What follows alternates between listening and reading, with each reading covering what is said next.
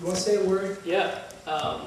So thanks for setting it up. So Jason Bissell was a student at UMass. There's an incident that happened to him actually a year ago from this coming Tuesday. So February 3rd, 2008, he was in his dormitory. Kind of the more detailed scenario is that Jason is a black student. He was with two white female friends of his, and these guys came up to his window and started to make comments about how, white girls, black guy. So that's how it started out. These guys that weren't students at the university, that really, it's unclear what they were doing there in the first place. But nevertheless, they approached Jason's window, and they start to make these racialized comments. In no time at all, that evolves into them just making out-and-out slurs against Jason through his window. The whole time, him and his friends are saying, please go away, please go away. They're taunting him, they're inviting him to come out and fight them. So what Jason does is he calls a friend to come help him, just to say, these guys are trying to get me to fight them, just come, be with me, help protect myself. When he goes to let his friend into the dormitory building, these guys force their way in, and a physical altercation ensues. And the name continues, the name calling continues, the throwing of slurs. Jason has a pocket knife that he's using to say, don't touch me, I don't want to fight. So he's using that to stop the attack. But initially it doesn't work, and these guys start punching him. And they break his nose, and he gets a concussion, and this is all captured on surveillance footage from the dormitory lobby. But ultimately, he uses the knife, and finally, he's able to stop the attack from, hurting him more severely than he was already injured. So he retreats behind a locked door. Finally, the police show up. Very clearly, Jason did not start this attack. I mean, not only had he never had a violent incident in his life, but, we're talking about members of the community. Jason was a member of the community more so than most students are. He volunteered in Holyoke with students. He worked with elderly people in the area for a living. He was engaged in this community despite being from Boston. And, these guys come from another town, not involved in the community at all, completely ruin his peace. Ultimately, Jason is charged with aggravated assault and battery with a dangerous weapon and faces 30 years in prison now. One of the men who attacked him was charged with several misdemeanors, but if you add up the maximum sentences of his charges, it would equal 1.5 years in jail. So quite literally a slap on the wrist. And the other guy, who was equally as culpable for ruining Jason's life, ultimately wasn't charged with anything. So they're both at their colleges, living a life of freedom.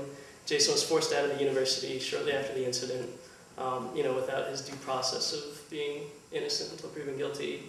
So Justice for Jason is the campaign to raise awareness about the tragedy that is this case, and to let people know.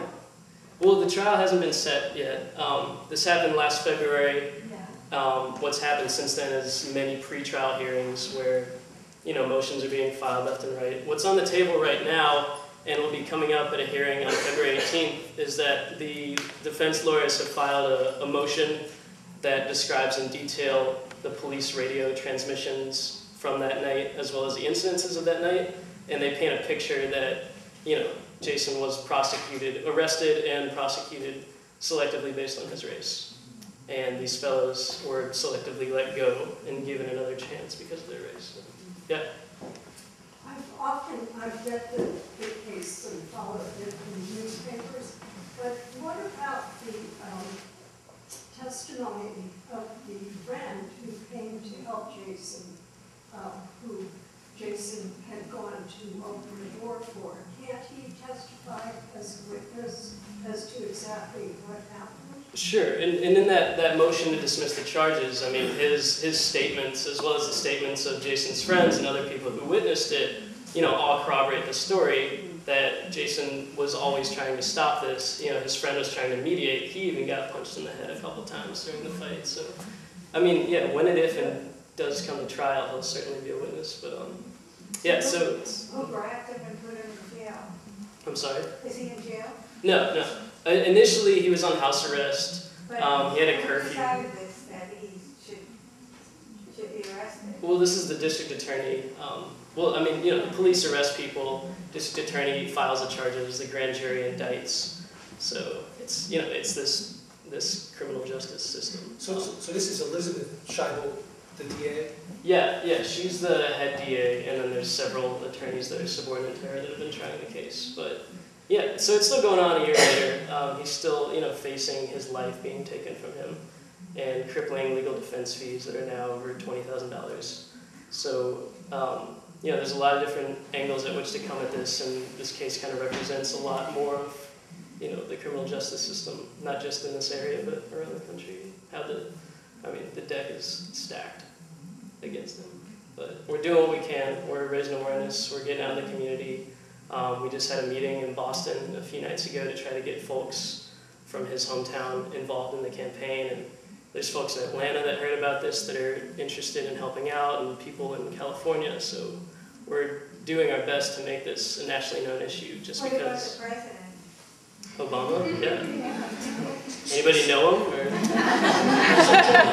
Joe, you have of course you have T-shirts, Justice for Jason. So there's some merchandise, we might call it, out here about the case. But there's also flyers about February 3rd, Day of Shame. There's a call-in opportunity. So people, you want to say a word about that? Yeah, sure. So Day of Shame, shame on Elizabeth Scheibel for continuing this prosecution of Jason. So we're going to have a rally at UMass at 11:30 on that day, assuming there's no gigantic snowstorm. And then a vigil outside the dormitory where Jason used to live later that night. And so for people that can't attend either of those things, we're hosting a call-in day where people can call in to the district attorney's office and express their grievance about how this prosecution is still continued. So there's a website that's www.justiceforjason.org that's got all the details about that. And we've even got flyers about that outside. But yeah, that's the next event.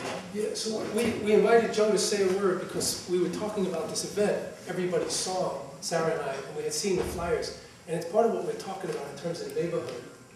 We all live here, we see what's going on. So we want to try to just tell folks about what's happening.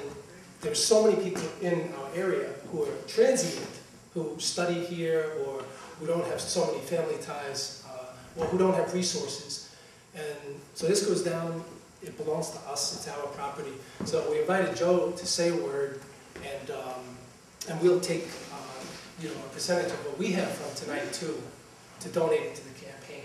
So if you'd like to purchase anything that Joe and folks have at the table, if you'd like to sign up on the list, Yeah. hit the website, justiceforjason, All those things.